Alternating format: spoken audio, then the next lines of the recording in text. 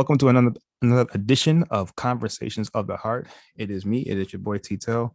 Thank you guys for tuning in. Season 3 is in effect full time, and have the privilege, the esteemed honor of having this great gentleman here. His name is Sarry Ibrahim, and he is a finance coach, and he helps clients, get to their destination, whether it's getting out of debt, saving money, budgeting, helping with their business finances, anything pertaining to money and finance. He is your guy. So I just want to introduce you, Mr. Ibrahim. Welcome to the show. Thank you so much for doing it. I really do appreciate it. Hey, Terrence, thank you so much for having me on, man. I really appreciate it. It's an honor to be here. Perfect. So before we get started, just let my audience know just who you are, a little bit about yourself, how you got started in this field, and what it is that you do. Yeah, thank you for that. So I'm from Chicago, Illinois. I grew up in the southwest suburbs of Chicago, and I'm a financial planner. So I help people, like you mentioned, manage money, get out of debt, save for whatever it is they want to do. We built the business to be like holistic, where we can kind of solve any financial problems. And we help clients in really anywhere in the country. We do it all over Zoom and over the phone. And we also have our own podcast called Thinking Like a Bank. I'm the host of that show. We've had a lot of great guests come on talking about saving on taxes, growing wealth, kind of outpacing the stock market, all these kind of really cool like financial tactics that we do. And I do a lot of guest appearances. Like right now, I talk about, the concepts we talk about, helping people get out of debt. This journey really kind of started when I was younger, like a senior in high school. And I took a class called consumer economics, and it was very basic, right? It was how to write checks, what is interest, what is a mortgage. And I really liked it because I think it was really important. I think that we should take more courses like that at a young age about money, and financial literacy, because I think it's definitely more important than in my opinion, than taking like art or other classes, to take these financial literacy courses. So I really wanted to make a career out of it. I wanted to help people solve financial problems with actual objectives, like real tools and real objectives. And then, this is what I do. I'm thankful I found the dream job, and this is what brings me here today. Perfect. So let's talk a little bit about your podcast. Think like you said, think like a bank. And it's called. Sorry, go ahead. Thinking like a bank. Thinking like a bank, right? Yeah. So can you explain that in itself, thinking like a bank? What does that mean to you? And how do you explain that to your listeners? Yeah, we wanted to make it into a concept, right? Like how one could think like a bank or thinking like a bank. Because if you think about, for example, like the companies or individuals with the most money and who make the most money, it's bankers or banks. If you're driving down the highway and you see the tallest towers, the tallest buildings, they're typically banks. They're owned by banks. They're financed by banks. Almost everything we do in life has to do with banking. Buying a house, whatever, money, the movement of money is controlled by banks. So with that comes a lot of knowledge about money, right? So banks don't just have a lot of money or control a lot of money. They know a lot about money. They know about the economy, about world markets, about currencies, about inflation. They have a lot of knowledge behind that. So we've kind of uncovered those tactics that banks use, and then outlined them in our show, like we, for free for people to listen to, so that way people could start thinking like a bank. And then that's kind of, and then goes into the other part of it too. The other part of the concept is that, imagine you are a business owner, right? Like let's just say, for example, you love cooking, so you open a restaurant, and then you're focused on food, you're focused on how good the food tastes, on customer satisfaction. But what if you add in the thinking like a bank aspect now to your restaurant? You're not just a chef now, and cooking really good food. You are also now in the money business, right? You're thinking, how do I grow my wealth outside of my business, not just in my business? How do I churn my business, my restaurant, into a money making machine? So now you're putting on your banker hat. And I think that every entrepreneur, regardless of the industry you're in, should have that hat on, right? They're thinking like a bank hat, where they're, all right, it's time now to think about more about the movement of money in a more efficient way. I like that. And where can they listen to this podcast? It's everywhere on all the podcast platforms. You can find it at thinkinglikeabank.com, and then Apple, Spotify, Stitcher, all the podcast platforms. Perfect. And speaking of where they find you? Yeah, so they could a couple ways. So thinkinglikeabank.com is the best place. There, it links you to the podcast. It links you to my LinkedIn, YouTube channel, Calendly account. You can go right in, schedule the appointment, and yeah, and then brings me to my next point is that like if you wanted to, for example, get a free financial consultation, I could do that for you. We also just wrote a book called Thinking Like a Bank. It's more of an ebook Mm-hmm. that's talks about the strategies we use. It's about 30 pages long and Mm-hmm. details some of the ideas, and it also gives you a picture of working with us Mm-hmm. because one problem or one thing I guess with financial planning is that there's different I guess like schools of thoughts or different ways of Mm-hmm. financial planning. Yes. And some people, for example, when they think of financial planning, they think of going to the stock market, right? That's like their main. That's where you go. Like in other words, there is no other place to go except for the stock market. Mm-hmm. And that's kind of what conventional wisdom taught us. Is like when you have extra money, you put in the stock market, and then you Right. quadruple it over time. And I'm not completely opposed to the stock market. I just think there are more effective ways. I think there are alternatives for sure for people to know about Mm-hmm. that could potentially outpace the stock market and give you more certainty. Got it. Okay, perfect. So let's continue this here. So Mhm. when it comes to money, Yeah. right? Money is very emotional, all right? It could be a great emotion, and it could be, very like, you know what, I'm not where I'm supposed to be, right? And that could be a very scary thing for anyone, right? And especially if you're at a place in life where you have children or you're trying to look after your mother, your parents, and it's like, I'm not where I'm supposed to be. I don't have, a big savings account, right? I didn't come from money, so if somebody were to come to you and say, hey, look, I don't really know what to do. Like I have a job, it seems like I'm always living paycheck to paycheck, right? Um, where do I start, right? Like, Mhm. how do I switch that mentality? Like, what can I do, right? To get started to kind of begin to build wealth, because some people feel like when they're 30 or even 40, it's too late. Life has passed me by, and I can't really start to build wealth because I've lost out on so many years, right? So how would I get started? Yeah, I love that. And I would kind of um rephrase somebody's question, right? They come to me, they say, Yeah. what can I do right now financially? And I would replace that with what do I want to do financially? Mm-hmm. Big difference, right? Just a couple words are changed, and Mm-hmm. this, right, from like life Yeah. coaching. It's all about the changing the word instead of saying, Yes. I think I can, I will. You know what I mean? Or I Mm-hmm. might be able to, I will do this thing. So Right. it's what do I want to do financially? So ask yourself, like, what is it that you want to do financially? And that's really Mm-hmm. important because it's an affirmative action, right? You're taking a specific action and you're programming your mind and making it firm for the next step, so that way you are like you're literally programming your next steps. And then what happens is too is that you make your objectives unique to yourself. So a lot of times people will say, all right, you know what, I'm 35 years old, I should own a house by now. Yeah. And then I think that word should is really Mm-hmm. problematic because it puts you in a category that you can't compare yourself to other people. Yes. Really, when it comes to financial planning, there really is no should. There is no your place should be, you should be somewhere. Mm-hmm. Everybody has their own unique objectives and wants and needs in life, and it's your job to individually identify those. What's important to you? And it goes back to emotions. Like, what are you passionate about? What do you believe Mm. in? What are your core values? you know and the problem with should is that it can kind of limit us in certain ways, because what if you're 25 years old and you want to be a billionaire? People would say, oh, that's too early, you shouldn't do that. That comes at age 50 or 60 years old when you want to be a billionaire. But Right. whoever said that, like, you don't have to create rules for how you live your life and the Mm-hmm. goals you want. There's a book by, I don't know if you read it, by Grant Cardone, the 10x rule. Grant Cardone. Yes. I know him very well. I haven't read the book though. But yes, I know Yeah, you're that talking book about. is awesome. He talks about that. He talks about whatever goal you have, multiply it by 10, 10x your goals. Because whatever you think about, you attract. Mm-hmm. So if you're multiplying your goals, you're multiplying your outlook, you're going to attract those things. So it really comes down to what do you want? What do you want to do financially? And put aside like what you want money to do for you, like kind Mm-hmm. of remove that from the equation. But what is it that you want to do?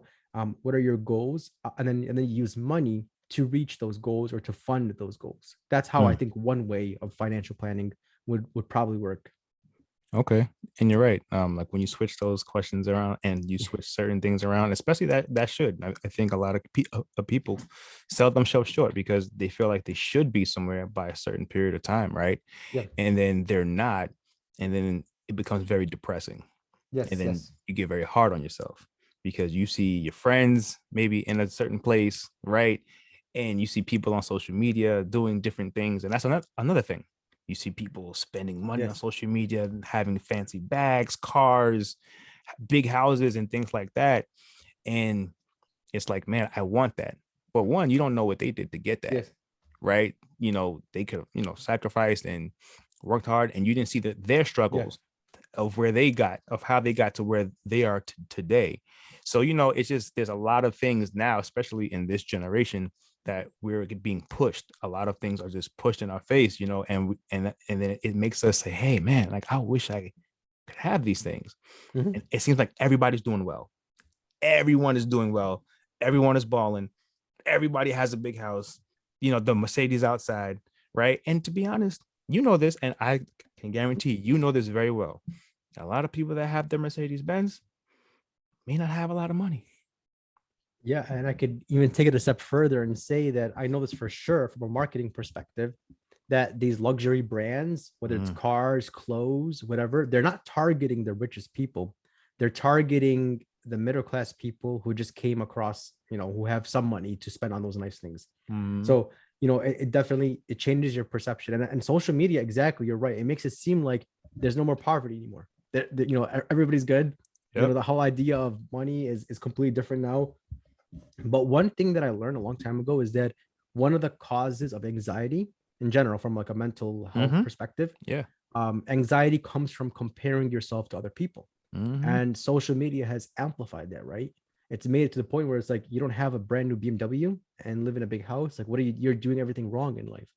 And Yeah. really, like, the biggest enemy you have is a part of yourself, right? There's a part of yourself that is bringing you down and whispering in your ear, like, you haven't done these things, you haven't, achieved. Everybody has this, but people are better at controlling that part of them and then defeating that, because when you defeat that part of you, you could take on anything in the world. You've defeated your biggest enemy. Right. So social media, to your point, it adds fuel to that. It brings out more of that, to the point where, and you don't know too, what if somebody just took out a whole bunch of credit cards and took out a whole bunch of debt and then just bought, nice cars and nice clothes and rented an apartment, a really nice apartment. And it just looks like they're very wealthy, but in reality, every month is a struggle for them because of their behavioral spending. Right. So, and it's a great transition to behavior, right? So when it comes to, the behaviors of money, right, and behaving with money, what do you think is the number one principle as far as behavior? Like if somebody came to say, hey, look, what's one behavior that I need to implement today to begin to get my money right? The control, I think the number one, the control of your time, right? So people who make a lot of money and who are able to retain a lot of money typically are very good at controlling their time. And in that is, it's choosing certain things. Like they make decisions. They're very good at decision making. And then they typically stick through those decisions without switching if needed. And then, because time is money. When you're constantly taking a long time to make decisions, and then when you constantly change your decisions, you waste more time before implementing a strategy or idea, and then that impacts you financially. So that's something I kind of see a correlation between, is the management of money is also the management of time.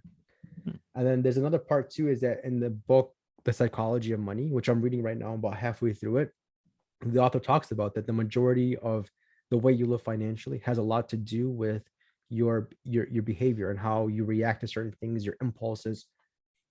You look at, for example, and you compare this, right? Let's say that you took 100 people in a random sample, and then all those 100 people won the lottery. They all got, like, for example, just to make even numbers, $10 million. What percentage of those people will be bankrupt in 5 years from then? It's like it's over 80%. Over 80% of people, if you gave $10 million to 100 people, over 80% of those people, or more than 80 of them, will end up bankrupt in 5 years. They'll end up in more debt than when they started. And why? Because most people can't handle that kind of, they weren't expecting that kind of money. And then when they got it, they didn't really know what to do with it. They just bought a lot of things, more and more material things. And there's really no limit to how many material things you could buy. They didn't have the proper infrastructure, the proper foundation. Most people don't have the proper foundation or structure of what to do with money, how to implement it, how to make it grow passively without having to work on it. Mhm. And then the same is true, like, with like professional athletes, right? A lot of professional athletes and celebrities, they make a lot of money in their young Mhm. early 20s, millions of dollars. And then by the time they're in the 30s, they're irrelevant at this point. They can't really play or sing or whatever. And then who are they? You forget their names. You know what I mean? Right. Because some, people feel like, money problems are only, with people, who grew up in poverty, or who grew up in certain neighborhoods. And no, like, like just because you're a skilled athlete and you've made millions of dollars, right? Yes. And you could be wealthy for a time. But then after that, if you don't have, I guess, the right mindset, of course, or somebody that is managing your money that you Yes. trust, right, with the right mindset, then you could end up in a place where now you're in poverty Yeah. and you're in debt, and that's a real thing too. It's not just for people who grew up in poverty, or who didn't come from money. Like, it's not just for middle class and things like that. It could happen to people who have had money, they make it and then they lose it, like Yep. that, right? So that speaks to behavior, like what you were Yes. saying, right? So debt is a very scary word, but most of us in America are in debt. Yeah, A absolutely. lot of it is, student loans, um, consumer credit cards. Um, there's just regular loans, business loans it could be, or personal loans, right? Then there's these debt consolidation programs. There's a lot of just different things that creates debt, right? Um, so most people say it's best to stay out of debt, have zero debt, right? And then you'll be able to flourish, and go forward. So what do you say to somebody who says, like, hey, listen, I think it's better to have zero debt? Yeah, I think that there's a clear distinction, right, between good debt and bad debt. So, like, to Mm, give you examples, bad debt is exactly how it sounds, right? It's like if you have a credit card with 18% interest, that's very bad. Why? Because the interest payments are going to be a lot. The mhm. way it compounds, it's going to hurt you. It's not going to really help you. And it's really, you can't deploy really, interest at 18%. It's not like you could take that money and then put it somewhere that's going to make you even more money, statistically speaking, in general, whereas good debt is the opposite. It could be leveraged. Like, for example, your mortgage, right? Your interest, 3%, 3.5%. You could, in most situations, deploy that money somewhere else and then make more money. Like, you could use that to make, for example, 8% or 9% on your money. And now you have a split between the amount of money you made and the amount of money you bought it at. This is where thinking like a bank comes in. Because Mhm. if I go to the bank, right, and I put $1,000 in the bank in my checking account, for example, I've just loaned the deposit that I made was a loan to the bank. Now the bank Mhm. is in debt to me $1,000. But then when somebody comes in and wants a credit card, they're using my money to loan out that money at a much higher interest rate. They're buying money from point A and then selling it at point B. And this is one of the principles of thinking like a bank, is that you want to be able to do the same things. And this is where good debt comes in, is that you have the ability to think like a bank or think like a banker. Like for example, instead of paying off your house completely, like people could do, people have their own opinions and their own Yeah. choices. That's really important with money. Like in my situation, I would not pay off my entire mortgage. Even if I had $1 billion, I still wouldn't pay off my mortgage, Hmm. because I could, even if I did, I would do a cash out refinance, take that money out of the property and then deploy it in different places that can make more money. That's Mm. just my opinion. Why do I think that way? Because I think that the money is, it's a good deal, right? To borrow at 3% or 4% interest and then use that money to deploy in different places. That's an example of good debt. It's good leverage. Bad debt would hold you back. Good debt would actually accelerate you. If we did everything just cash only, like let's just completely subtract Yeah. that, that's problematic too, because then you're buying assets and things with all cash. You're tying up your money in those. So like if I buy a property today, a house, for example, for $500,000, that's the market value of it, and that's how much cash I have. If I take $500,000 in cash, buy the property clean, outright, no mortgage. Let's say tomorrow there's a market crash, and the market value now is affected by that market crash, which happened in 2008, and Mhm. that property is worth 400,000, 300,000. If I sell it, I've just lost money, and I can't. And if I borrow against it, I'm borrowing against the market value, not how much I paid, but what the Mm. market value is. So I rather park my money in different places and diversify. That way, if there is a market crash, I have liquidity still. I still have liquidity. That's a key factor. So, in my pastime, I was a banker. Yeah. I mean, this was probably about 10 years ago. Um, one of the best things I said was a home equity line of credit Mhm. was one of the most amazing things that you could have as a homeowner, right? Because of the things that you just highlighted, Yep. right?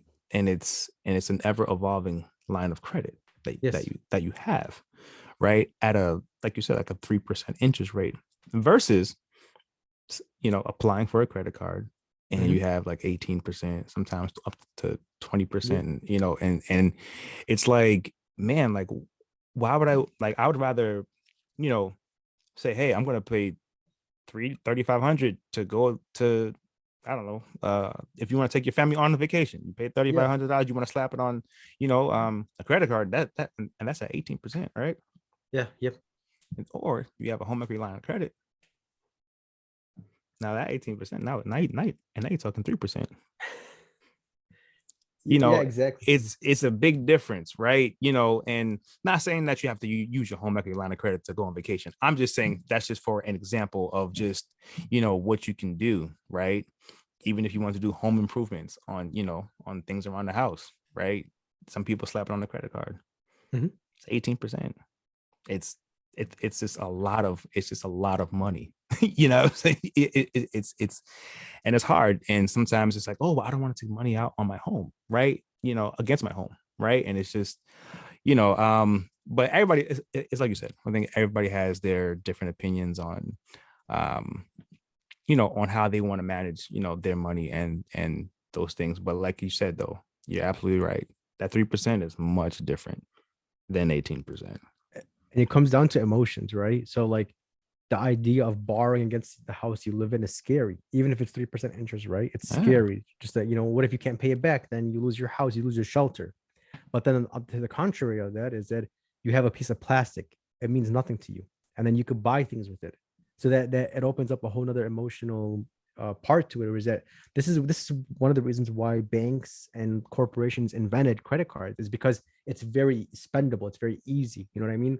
If I had $1,000 in cash in my pocket and I was going to buy something, I would probably think, two or three times before giving somebody $1,000. But a credit card, you can just, people all day long will spend $1,000 on a credit card like it's nothing. So it comes down to emotions, right? And really trying to get through those emotions and then break down the math, break down the logic. Like, the other day I was ordering a pizza, right? And it was Mhm. like there was like three coupons. One was like 20% off, the other one was like buy one pizza, get one free, and the third one was like buy, two pizzas and get whatever. Yeah. Just three coupons. And the financial advisors came in. I just, took out a piece of paper and was like, all right, if we buy, $50 worth of pizza, that's 20% off, that's $10 off. If we buy one pizza, Hmm. and then I think I overdid it, right? Being like a financial analyst with Yeah. pizza, I probably overdid it. But I think that a lot of, I'm trying to show clients, show people that you can apply the same strategies, right? Where like you're thinking through the math of it. You're actually analyzing the numbers and going through it. And you don't need to be really good at math, just very common basic math stuff, but that'll help you get through the emotional part of it. You know what I mean? That breaks through the emotions when you add in the math and you add in the logic, it helps Hmm. uncover the emotions, even though most of our decisions that we make are emotional decisions. But I think that that's not a good thing, right? We still have to, like, we can't just accept that just because it feels right. Right.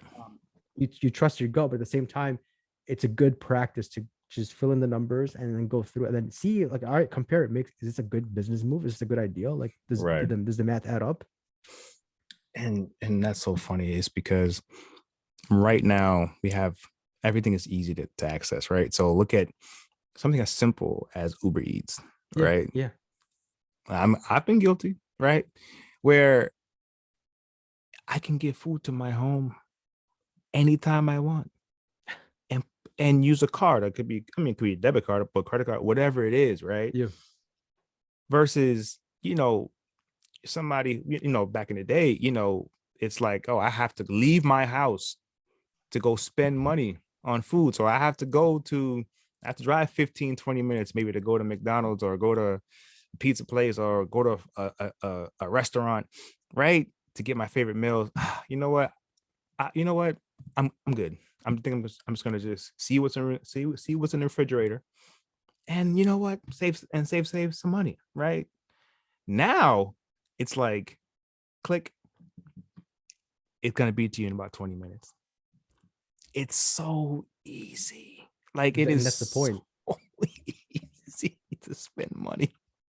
Yeah, and that's the point, right? It's making it easier to get to your money, which brings me to my next point, right? That I want to share with you Yeah. is that if you wanted to really save money, Mm, like you truly, that was something you actually wanted to do. You want to save for the future. You wanted to buy a house or build your mm, business or leave your job or do whatever it is that you wanted to do that required you to save for the future. mm, Create some intentional obstacles between you and your money. So the same way how Uber Eats convinces you that it's so easy to get to your wallet without even thinking about it. You do the opposite. You add in intentional obstacles. mm-hmm, Like, for example, one of the strategies we use, one of the saving strategies we use, it helps you save for the future. But every time you want to access the money, you would borrow against the account you have. Now, when you do this, what happens then is you start thinking more, like you create an obstacle between you and reaching your money. Your money is not that accessible. It still is accessible, but mm, it's not as accessible as swiping your card. So what happens then is it gives you more time to think about before spending it, and it creates like this delay. You're like, all right, if I go and I borrow this money, I have to pay it back now. And then, which is still good too. That there are some strategies we encourage that. But right. at the same time, you're creating some obstacles between you and your money. And then you want that. You don't want your money to like be like, at arm's reach where you can just grab it anytime. You want to kind of create some obstacles. I even see this with wealthy clients. Well, some wealthy clients will have like some bank accounts, and the way they set up their bank accounts is there is no online banking, Mm, and they have to physically go to the bank, and they might have it at a far location, like a smaller bank with a few locations, and then they're far away. This way, there are obstacles to reaching the money, and this is one of the reasons why people invest their money. Right? They're not only investing because of the opportunity to grow their money, they're mm, also investing because if they don't invest it, they'll probably end up spending the money. mm, So, this is where, again, thinking like a bank is you're thinking instead of the money being super accessible to me so I could spend it, I'm going mm-hmm, to like intentionally put it in places that are a little bit harder to reach. I could still mm, reach it if I really want to, but mm-hmm, it's just going to be a little bit harder. It's out of the comfort zone. mm. So that's a strategy I have. I want to share with your audience that kind of creates some intentional obstacles that makes it Intentional harder. obstacles. Yeah, I like that. I think that can be applied to a lot of things in life. Um, yeah, I like that. Just, you actually have to hold yourself accountable. Um, if you really want to get to the things that you want to get to in life. And that's true. Like if it's easy to swipe your card, listen, you might have to give it to your mother, give it if you trust them, give it to yeah, your yeah, parents, give it to your siblings, give it to your wife, your husband, whoever's good with money, yeah, give yeah. it to them, right? And just say, hey, hold on to this from me. And maybe even set a goal and say, hey, listen, don't give this to me until I've showed you that I've paid this off in full. Exactly. Mm, There are times where like, and then I start applying these kind of principles to other places. Like I live 20 minutes away from the gym, right? And mm-hmm, sometimes the gym could be hard to get to, especially when you've been working all day. yep. The last thing you want to do is go work out, for me at least. Mm-hmm, So let's just say I had to go to Starbucks, right? There's a Starbucks 2 minutes away from me, and there's a Starbucks 2 minutes away from the gym, which is 20 minutes away from me. What I'll do is I'll intentionally go to that Starbucks that's 20 minutes away. So now I've kind of trapped myself. I drove 20 minutes out of the way to go to the Starbucks. It's right next to the gym. Now, when I'm done at Starbucks working, because that's where I do a lot of my like laptop work is at mm-hmm, Starbucks. So afterwards, now I'm already in the gym's area. So I have to go to the gym now. I'm not going to drive 20 minutes to the gym and not go there. So I started to learn how that like our human nature, the way the things that make us comfortable are typically bad for us, right?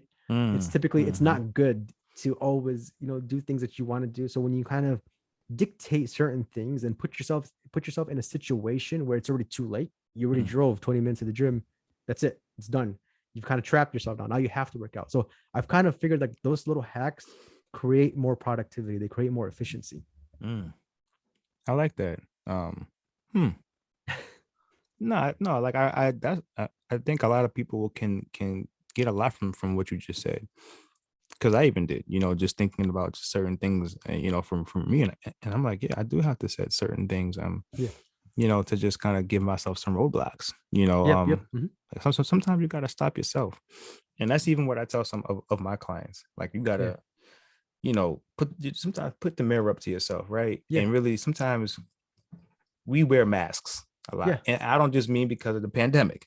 I'm talking Yep. Yep. about we wear masks every day a lot. It's just because it's like, hey, listen, we want to be this thing. And some of us, it's just like, well, I am this thing, but it's like, no, you're not this thing yet.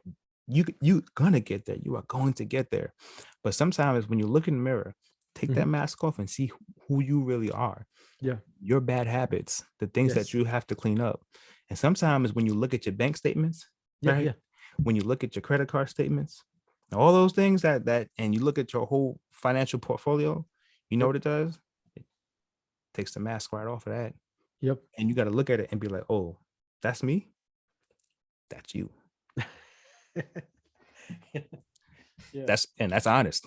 And that's you. And that could be applied to any area of your life that you need to do better in, or anything that you want to improve in. Is look at it and feel the pain of it. Because sometimes of course, we don't want to feel pain. I don't want to look at my financial statements. I'm good. No, you need to sit and look at this. You need to look at your debt to income ratio. Like you need to look at everything.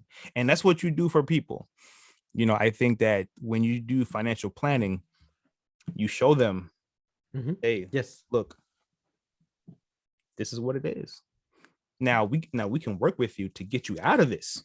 Yes. Yeah. So you could become a brand new person. But right now, you kind of have to sit with it, right? And say, this is me at the moment, right? Um, and sacrifice.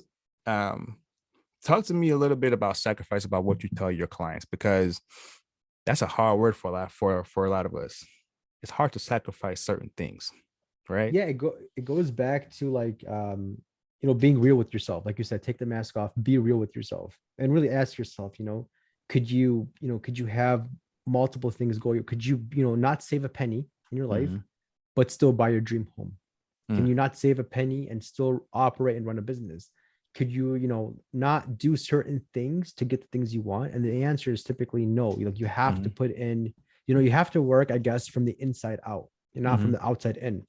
So you attract the world you want and the things you want and the lifestyle you want from mhm, working from the inside out. And then when you work from the inside out, you're typically I'm typically referring to self-discipline, right? mm, You're giving up certain things and fundamentally changing certain things that'll yield the results you want.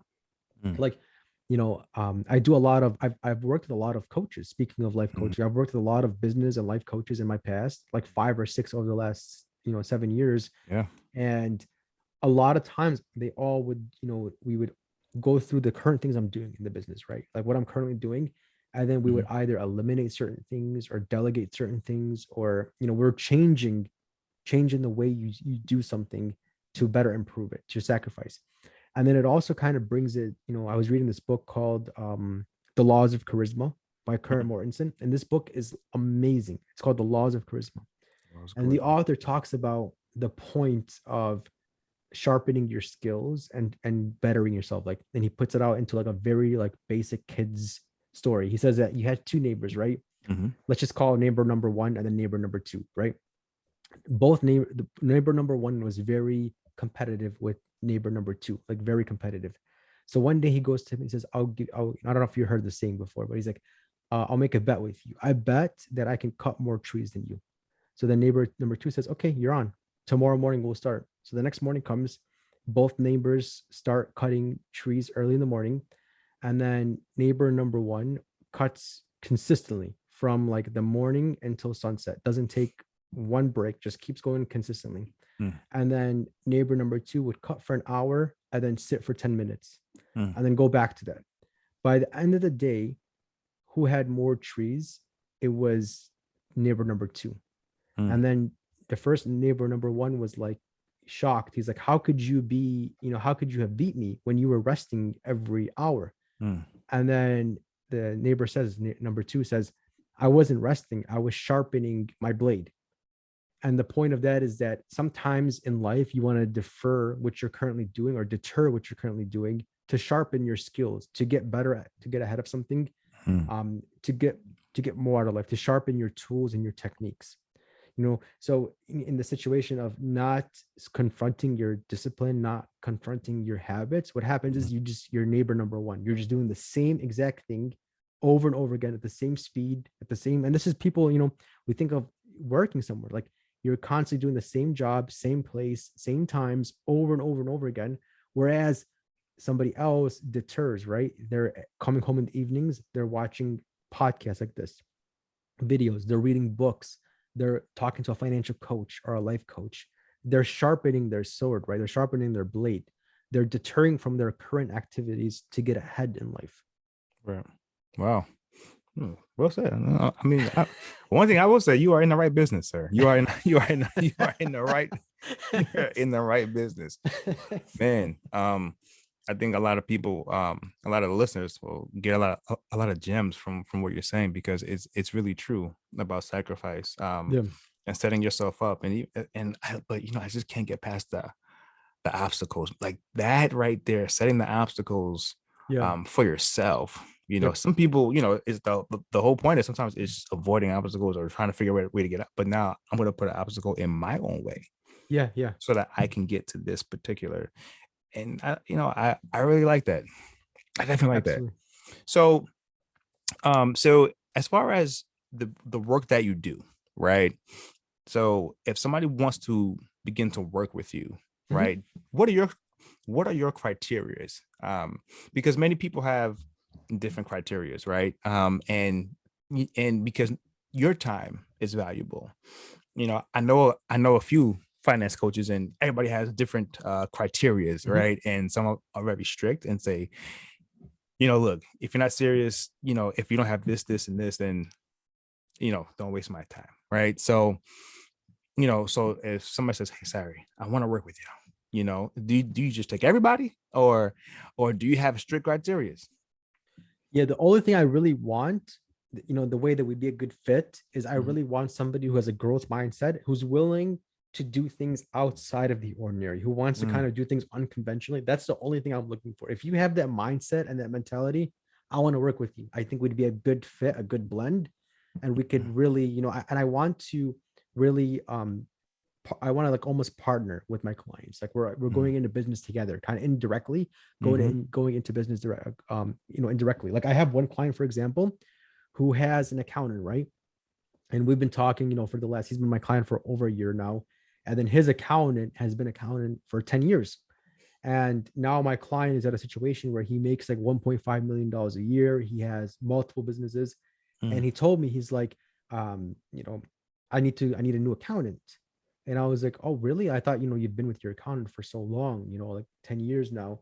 And he's like, yeah, but he's like, I kind of outgrew him. Like I'm working at a much bigger level now. I need I need a CPA now who's more in tune with higher income amounts, who knows more about business deductions and personal income and things like that, more like intricate, more detail oriented accounting. Right. And I thought, that should never happen, really. That there should really never be a situation where your clients outgrow you. So my goal is to constantly grow with clients. You know what I mean? So this way, we're working together, and I've seen the best results when people work together, and kind of like, again, like an indirect business relationship. I'm not just, you're not just a customer and I'm just, the seller, and you give money and then you get a service in exchange. It's more than that. It's a partnership. Like you only grow, we only grow together. That's good. I like that. It's more of a partnership because it's more human that way too. Yeah, absolutely. Yeah. Right. And it makes sense, right? Because why would you hire somebody who can't help you reach their goals? It's like you have this, for example, legal situation, right? And you want to work with an attorney. It doesn't matter where the attorney went to college. It doesn't matter who knows them. It doesn't matter. Nothing matters at all except for the attorney being able to solve your problem. And the same is true with a doctor, right? You have some sort of medical problem, you need a doctor. The same is true with, taxes. You have some tax problems you need to solve. Nothing matters except for solving those problems. And the same is true in the situation with financial coaching, right? It's like nothing matters unless you can actually help me reach my goals. Right. And this is where the growth mindset comes in. I can give somebody the best financial strategies, right? Mm, I could do research for them. I could do all this. If they don't have the growth mindset, and if they kind of place themselves into like a fixed mindset world, mm. there's really not much I could do for them. So in other words, they have to be able to help themselves for me to help them, or for anybody to help them actually. Got it. Um, Good to know. So when it comes to principles, Yeah. what are your like top three or top five finance principles? Yeah, finance principles. Know your numbers, like know your Mm, numbers very well. Know how much you make, how much you spend, how much assets you have, the values, the debt you have. mm-hmm, And then number two is know where to go, like have a solid direction. Like, and again, mm-hmm. it's unique to yourself, not where you should be, where you want to go, what's important to you, and Right. identify them. And then, go a little bit deeper into the whys, like what is it about that goal you mentioned, or, Mm-hmm, that need you have that's important to you. So know where you're going. And then number three, really work with like professionals. That get professional help. You get way mm, more done that way when you work with people who have done what you're trying to do for themselves and mm-hmm, for other people.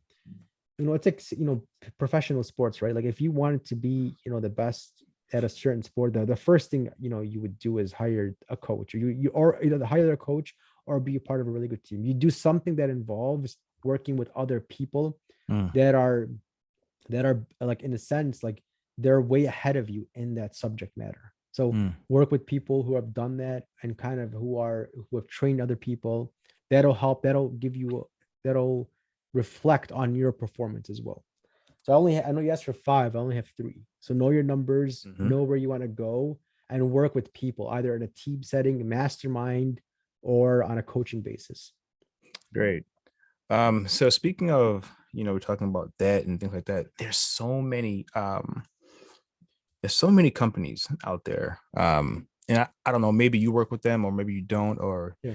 um, but it's, hey, like I can help you get out of debt, and Yeah. they build these these consolidation loans and these programs. Do you suggest that that client or people utilize those services? Yeah, so I'm doing right now I don't know if you know the CFP program, the Certified Financial Planner program. Okay. It's like 7 courses. I already finished the first course. I'm almost done with the second course. One of the first things we were taught in the program, right, is um, that when it comes to debt resolution, it is never a quick problem, a quick solution.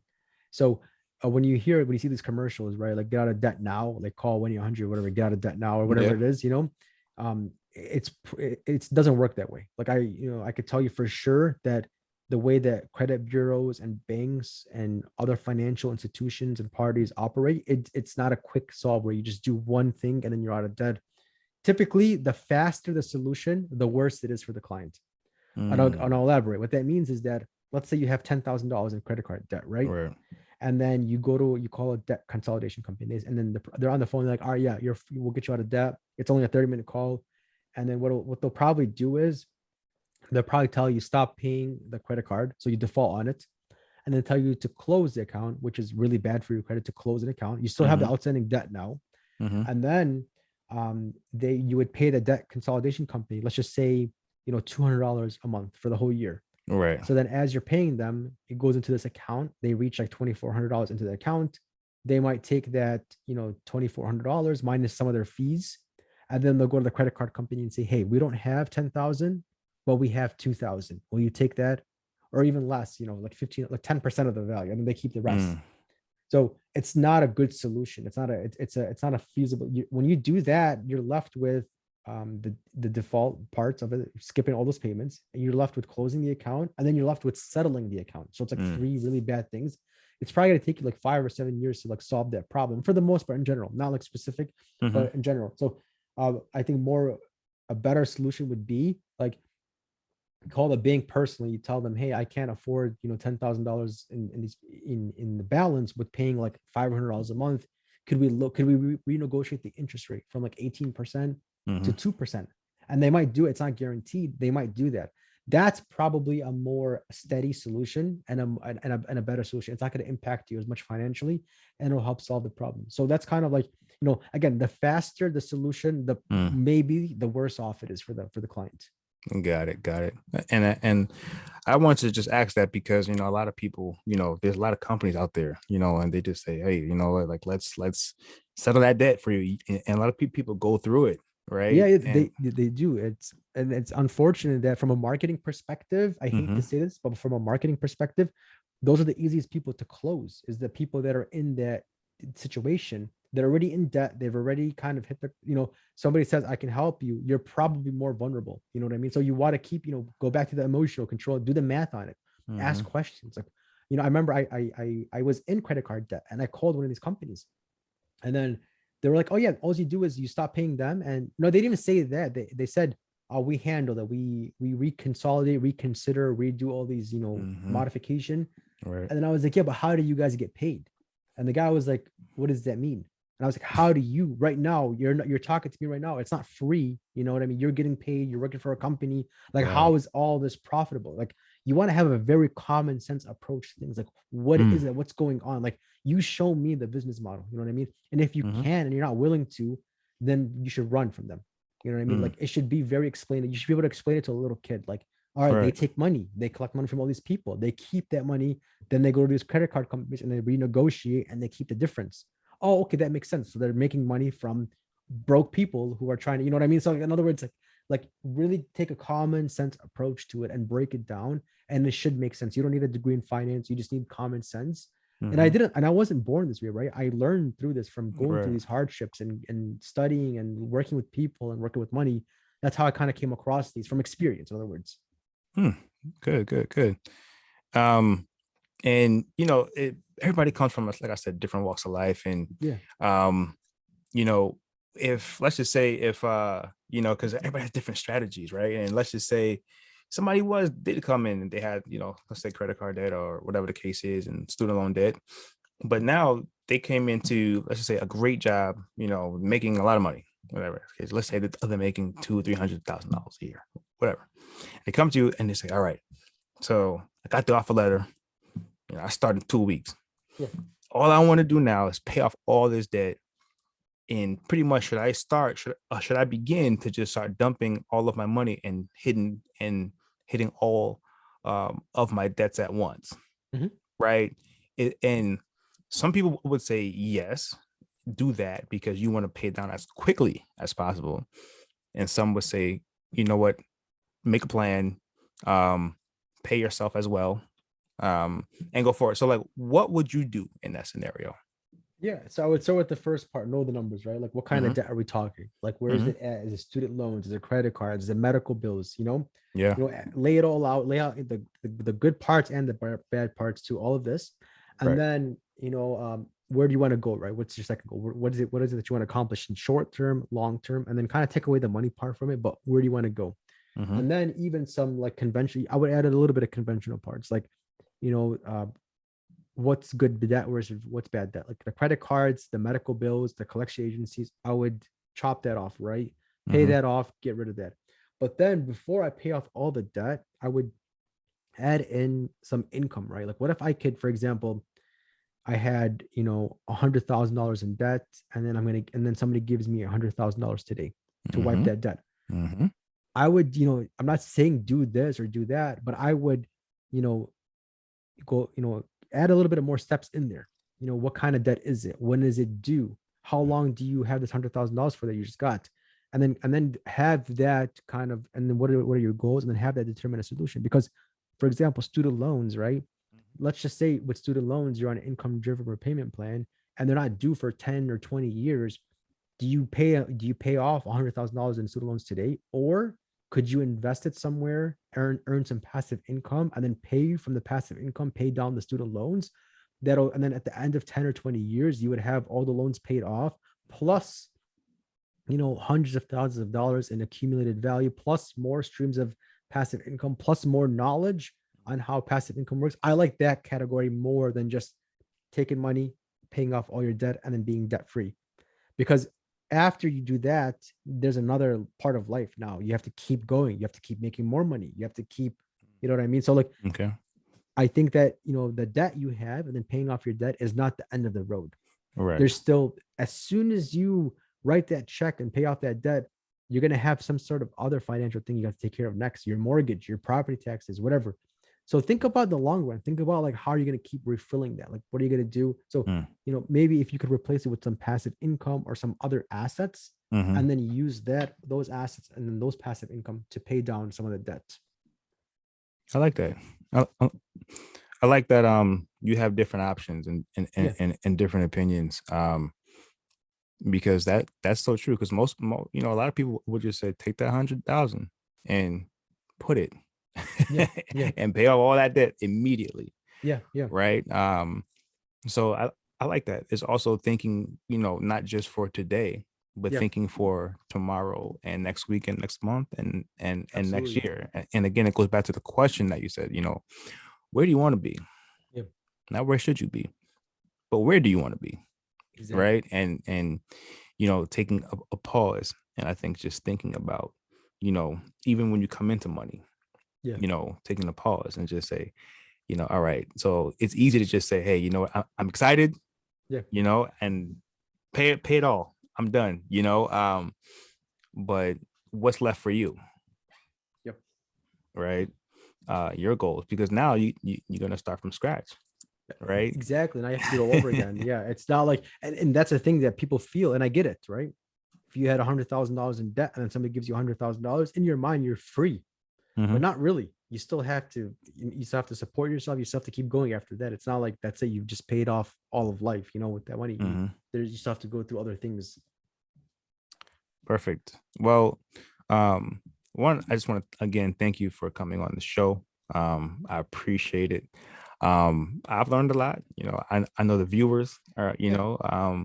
are learning a lot, as they listen to you. And I want to just give this moment back to you, and just in case people, because the listeners didn't catch the first part, Yeah.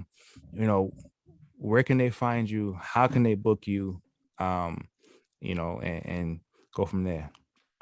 Yeah. So if you like a free consultation to determine like what you want to accomplish in life, whatever it is that you want to accomplish financially, you can go to thinkinglikeabank.com, thinkinglikeabank.com. You can schedule an appointment with me or check out our podcast or download our free ebook or just kind of learn more about us. Send me an email, introduce yourself.